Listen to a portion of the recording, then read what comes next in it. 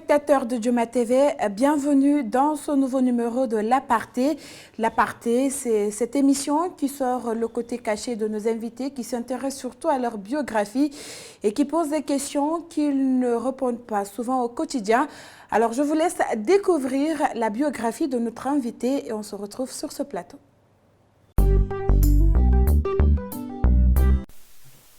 Ismaïla Badji, né et grandi à Dakar au Sénégal, son dynamisme lui a valu d'être nommé parmi les 50 personnalités qui ont marqué le Sénégal en 2020. Il a été également nommé ambassadeur par la Croix-Rouge sénégalaise et figure parmi les 35 jeunes les plus influents d'Afrique selon l'association Francophonie 35-35. Il a reçu plusieurs distinctions honorifiques telles que le Grand Prix littéraire d'Afrique Terre du Nord, le prix Raillé catégorie jeunesse active et l'Oscar du meilleur jeune entrepreneur au Sénégal.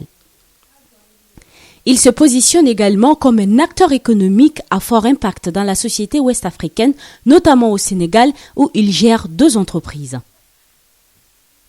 Ismaïla anime régulièrement des conférences pour les jeunes, plus de 30 000 jeunes déjà sur le thème de l'entrepreneuriat, notamment à l'université Panthéon-Sorbonne en France et dans les universités tunisiennes. Il est écrivain, auditeur, comptable, financier, traducteur, interprète et directeur général d'IBF. Il a été reconnu par le ministère des Affaires étrangères et des Sénégalais de l'extérieur comme le plus jeune traducteur au Sénégal, en 2016. Il est également un acteur engagé dans la défense des causes de la jeunesse africaine. Il est révélé au grand public en septembre 2018 grâce à la publication de son célèbre livre « Solutions pour la jeunesse africaine ». Le 7 novembre 2018, il entreprend une tournée mondiale appelée SJA pour la promotion de ce livre. Bienvenue à tous. Bonsoir, Monsieur Ismaïla Badji. Bonsoir. Bienvenue en Guinée, bienvenue dans l'Aparté. Merci beaucoup. Alors Ismaïla Badji, vous êtes né au Sénégal, vous avez passé votre cursus scolaire à Dakar, de l'école Chris-Leroy à Nord-Foire, en passant par le collège de la Cathédrale, jusqu'à l'obtention de votre baccalauréat en 2013. Revenez un peu sur votre cursus scolaire à Dakar. Bon, tout d'abord, permettez-moi de vous remercier pour cette invitation dans vos beaux locaux. Et j'en profite pour saluer tous les téléspectateurs de Dioma TV. Alors, Ismaïla Badji est un jeune Sénégalais né, comme vous l'avez dit, à Dakar, au Sénégal. Donc, j'ai fait mon cursus scolaire à Nord-Foire, dans une école privée catholique, qui n'était pas du tout loin de chez moi. Donc, après ça, je suis parti au collège de la Cathédrale, qui se trouve en centre-ville. C'est un collège uniquement réservé à l'époque pour les garçons. Donc, jusqu'en classe de 3e. Où j'ai eu mon brevet de fin d'études moyen. Ensuite, j'ai rejoint le complexe Saint-Michel, aujourd'hui devenu UKO, donc jusqu'en classe de terminale, où j'ai eu mon bac en sciences quantitatives de gestion en 2013. Et vous étiez un élève brillant, turbulent ou timide? Timide, en tout cas, timide non. Par contre, tout le reste, ouais, ça dépend. J'ai arboré tout au long de mon cursus différents profils d'élèves. C'est toujours difficile de parler le soir, mais je vais essayer tout de même. En tout cas, je sais qu'au primaire, j'étais très turbulent. Au secondaire, je me suis assagi au collège. Je me suis vraiment assagi. Et là, les performances scolaires commençaient à prendre un peu de la paume. Donc, bien sûr, au secondaire, entre la seconde et la terminale, j'ai été dans les classes d'excellence. Donc, les professeurs n'ont jamais arrêté de répéter à mes parents, je m'en souviens toujours, lors des rencontres parents-élèves et parents-professeurs, que j'étais un élève brillant, intelligent et que je pouvais toujours faire mieux. Donc, c'est la phrase qu'ils répétaient, il peut toujours faire mieux. Donc, c'est un peu ça. Ismaïla, ouais. Ismaïla est donc d'un père économe à la retraite et d'une mère comptable, Fatou Tall, qui s'est aujourd'hui reconvertie en commerçante. Vous êtes le benjamin d'une famille de 4 enfants. Et quel était votre métier de rêve? À la base, bon, moi, je suis passé d'abord, j'ai toujours voulu être chanteur.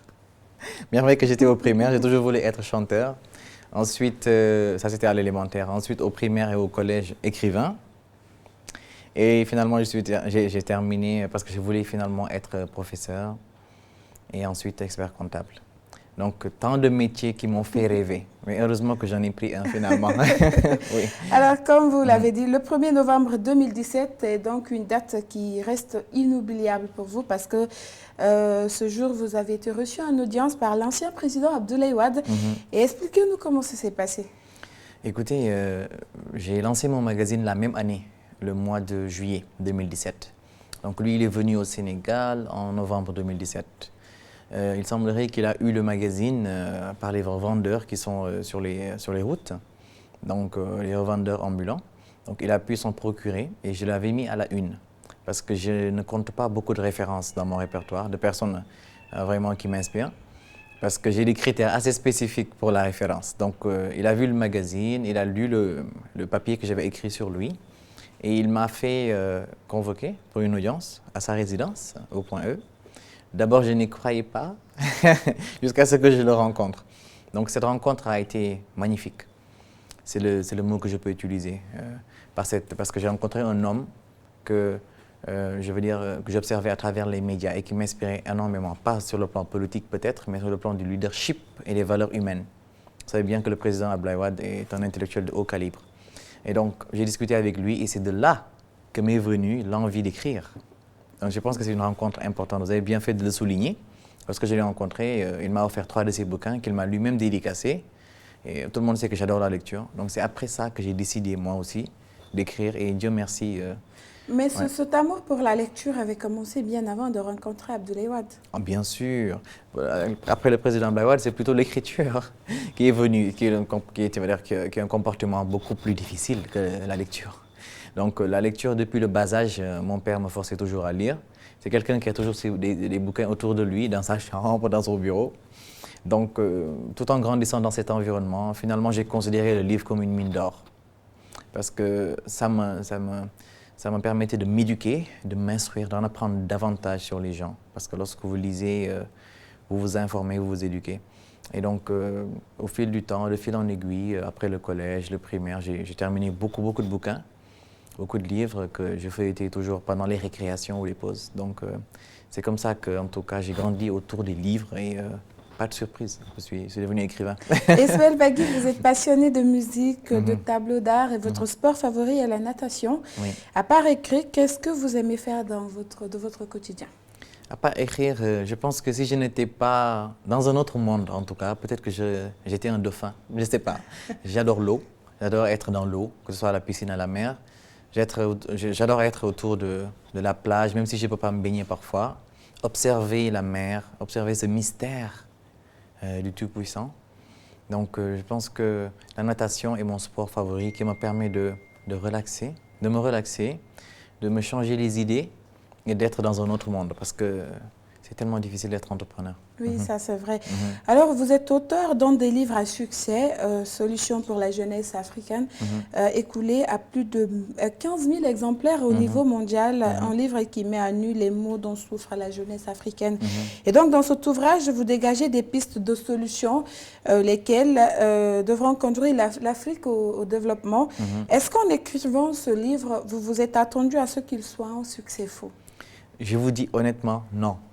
Honnêtement, non. Le livre, à la base, c'était juste une contribution de ma part en tant que jeune, comme le font d'autres jeunes, comme d'autres écrivains. J'avais juste simplement prévu de mettre quelque chose sur la table en tant qu'intellectuel. Je vais le dire comme ça. Et le public l'a très bien pris. Et c'était mon immersion dans le monde de la littérature. Je ne pouvais pas avoir...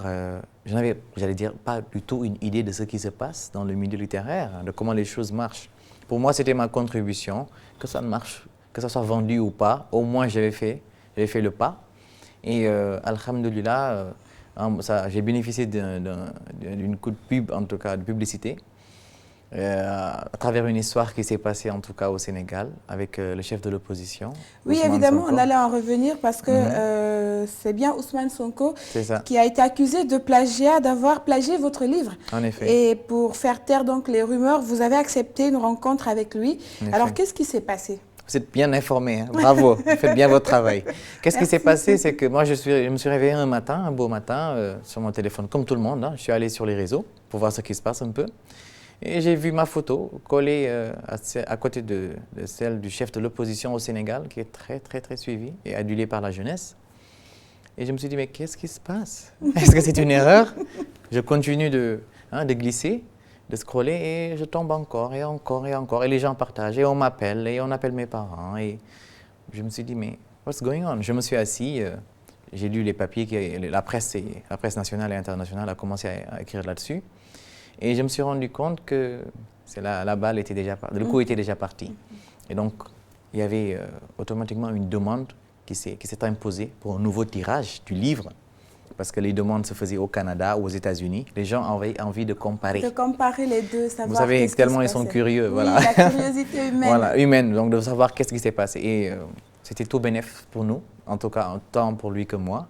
Et on s'est rencontrés, il m'a appelé lui-même, je pense 2 jours après ce grand scandale. Il m'a appelé pour essayer de me rencontrer, donc autour d'un petit-déj. Dans un hôtel à Dakar, nous nous sommes rencontrés. Il m'a fait une dédicace de son bouquin et moi aussi. On a fait une photo qui a encore créé beaucoup de buzz. Et voilà. Donc c'est un peu comme ça que les livres se sont vendus. Et ensuite j'ai enchaîné avec les autres bouquins. La photo qui passe maintenant là même sur l'écran. Et donc à 27 ans, vous faites partie des 50 personnalités qui ont marqué le Sénégal en 2020. Oui. Et vous êtes ambassadeur de la Croix-Rouge et vous faites partie également des 35 jeunes les plus influents d'Afrique, selon l'association francophone 35-35. Alors comment vous arrivez à gérer toutes ces distinctions? Écoutez, ce n'est que satisfaction et profonde gratitude. Ce sont les sentiments qui nourrissent mon cœur quand j'entends parler de tout ça. Et ce sont des distinctions qui sont venues par surprise.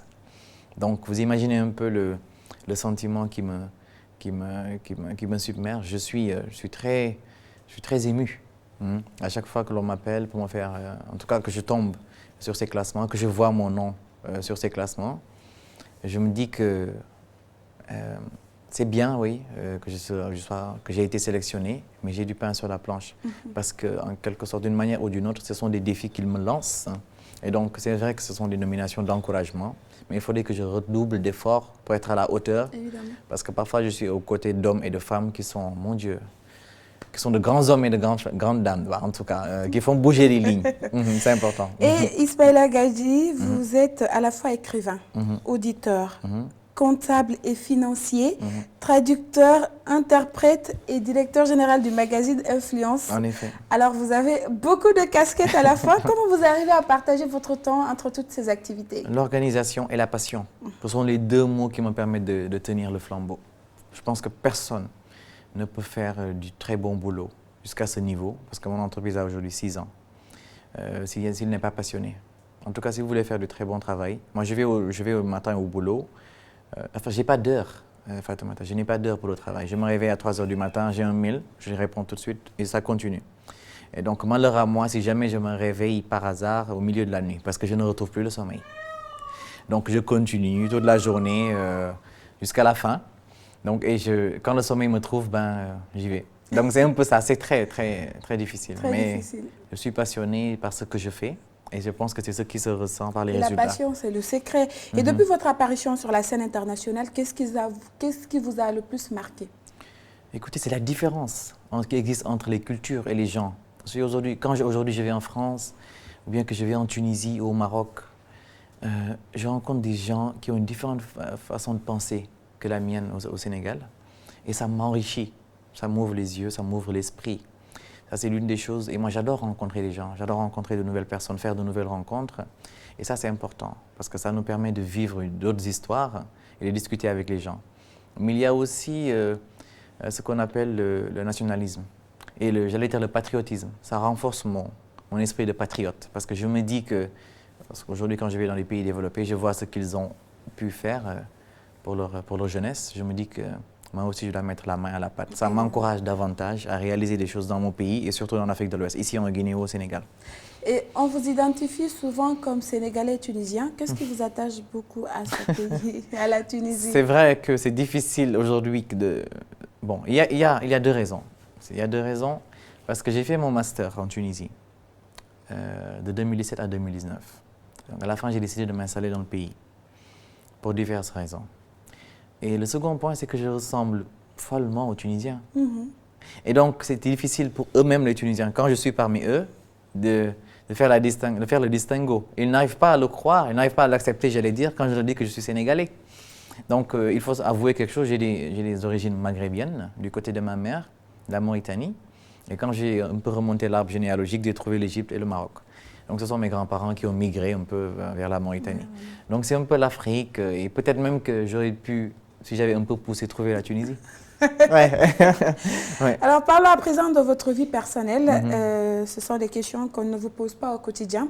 Ismaël Bagui est très attaché à sa famille, surtout à sa grande sœur, Ndeye Fatoulo. Alors, qu'a-t-elle de spécial que les autres? Mais comment vous avez su tout ça? Mais c'est l'aparté. Écoutez, bravo en tout cas. Vous savez, j'ai grandi dans une maison où il y avait beaucoup d'amour, beaucoup de soutien, beaucoup de compréhension entre frères et sœurs et entre les parents. Et Ndeye Fatou, je lui fais un coucou au passage. Elle a été un rôle modèle pour moi.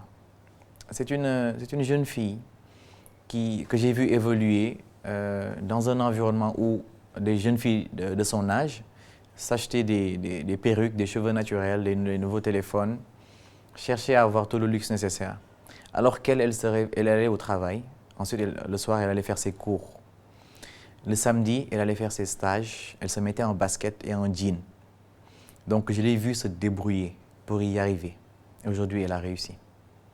Donc en grandissant autour des gens comme ça, et je ne parle même pas de mes parents, mais même étant malade, elle se levait pour aller au boulot et au travail en tant que femme. Donc, je me disais que moi, j'avais j'avais le devoir de réussir. Il n'y avait pas une autre issue. Donc, elle m'a inspiré depuis ma jeune enfance, j'allais dire. Je l'ai toujours regardée comme un modèle. Et Ndeye Fatou a aussi voulu assister à cette émission, mais par audio. Elle vous a laissé... Bonjour frérot, j'espère que tu vas bien et que ta mission en Guinée se passe dans les meilleures conditions.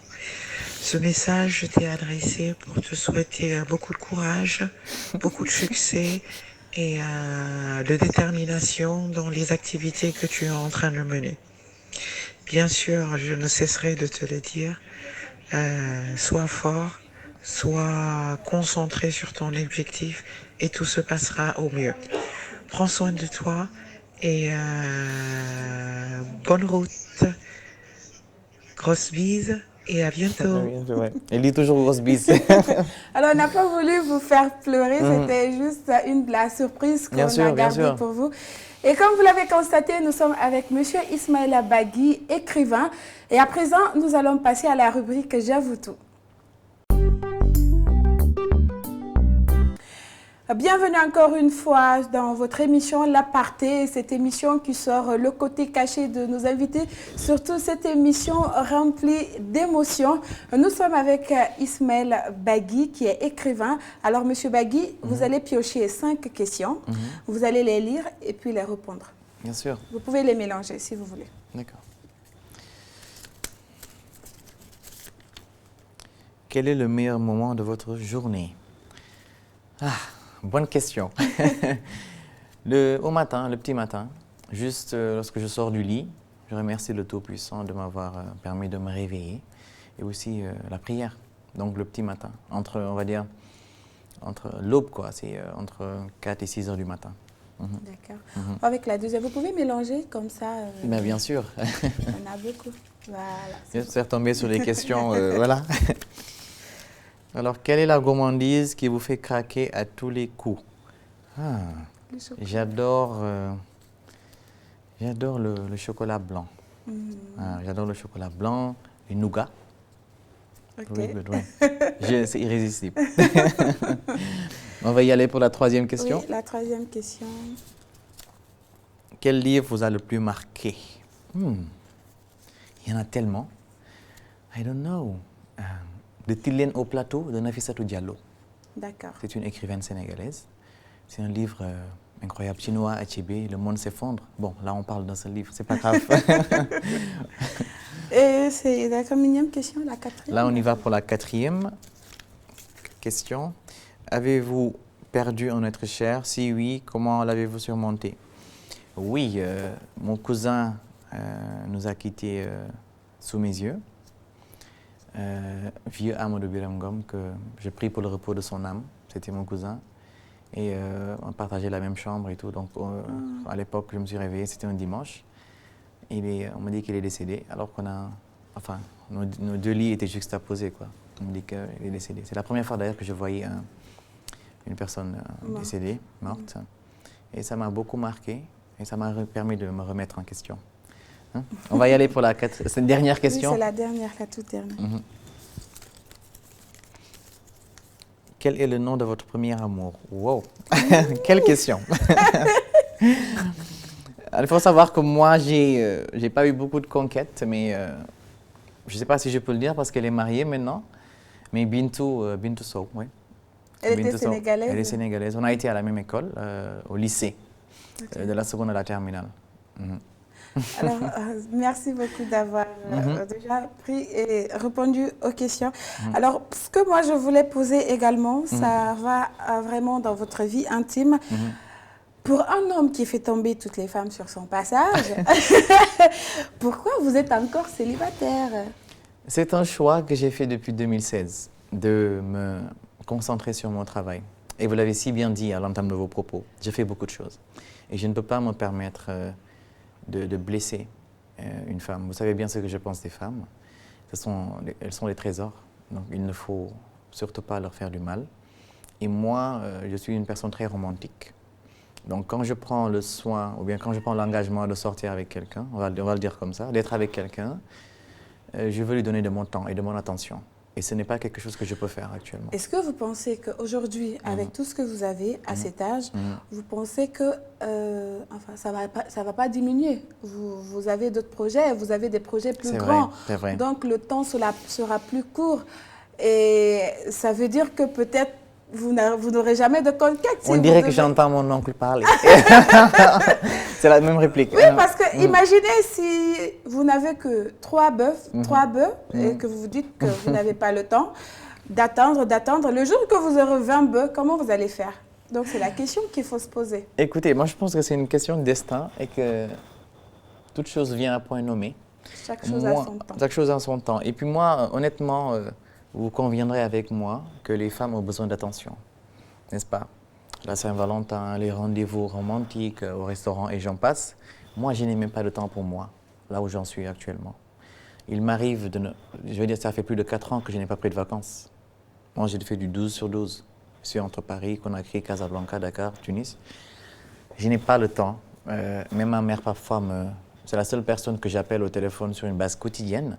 Et même si parfois il m'arrive de ne pas l'appeler un jour, elle m'appelle, elle m'assure, elle dit pourquoi tu ne m'as pas appelé aujourd'hui. Donc, juste pour vous dire à quel point je peux être occupé, au point même que ma propre mère que j'adore, ou que ma sœur, qu'il me reste parfois beaucoup de temps, il me manque du temps pour leur parler.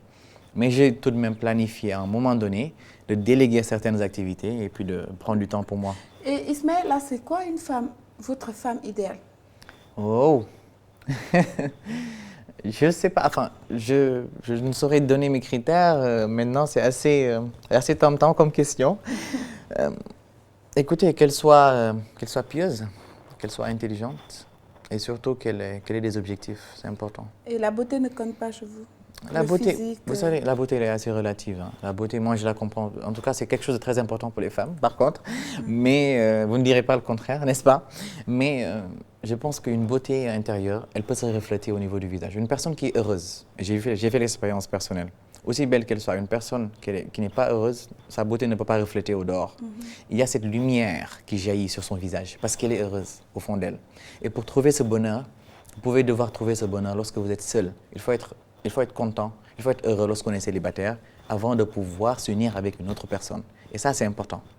Le bonheur solitaire avant de pouvoir compléter une autre personne. Oui, ça, je suis entièrement d'accord. Oui. Alors, on est presque à la fin de cette émission, Ismaïla. Qu'est-ce qui vous attache à la Guinée? Parce que vous aimez tellement ce pays que votre dernier ouvrage, Diariana, c'est bien ça? C'est ça. Décrit une héroïne guinéenne. Pourquoi ce choix? Le destin de Diariana est d'abord une histoire réelle. C'est le titre de mon dernier livre. C'est une histoire réelle qui a débuté ici à Conakry. La jeune fille en question, qui est l'héroïne de ce livre, a pris ses origines, originaire de Conakry et a fini son histoire à Dakar.